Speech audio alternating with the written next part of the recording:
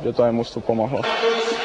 Je čas po 5 rokoch na veľkom podujatí zdolať Kanadu. Našim sa vydaril vstup do zápasu, keď v 3. minúte Rolosona prestrelil Jurčina. Po 10 sekundách tak potrestal vylúčenie Šulca. Kanaďania odpovedali takisto v presilovej hre. Haláka prekonal Murphy. Hral sa výborný hokej, ale naši čoskoro museli doťahovať náskok súpera. V úvode druhej časti vyhrával zámorský tím po úspešnej koncovke hokejového pracanta Majersa. Chlapci bojovať, ozýva sa na tribúnach. Naozaj teraz tá bojovnosť musí z našej strany byť na maximálnej možnej miere. Prehrávame 1-3. Erik Brewer si nakorčuloval.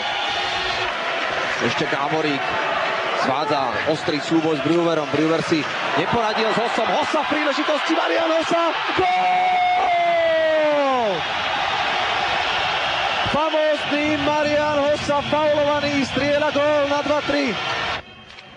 V krásnom hokejovom predstavení dominovala ofenzíva. V 36. minúte zvýšil Hemhajs už na 4-2 pre Kanadu. Naši však dreli a takisto trestali chyby zámorskej obrany. Po štrbákovej kolmici zakončil v závere druhej časti svoj nájazd rutinérsky Uram. Udržali sme sa v útočnom pásme.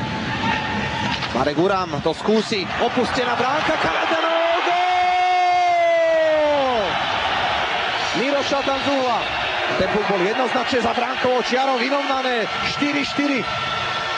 Zlikvidovali sme dvojgólový náskok, no tretí raz inkasovali v oslabení. Na Nešov gól už nik neodpovedal. Slovensko prehralo s Kanadou.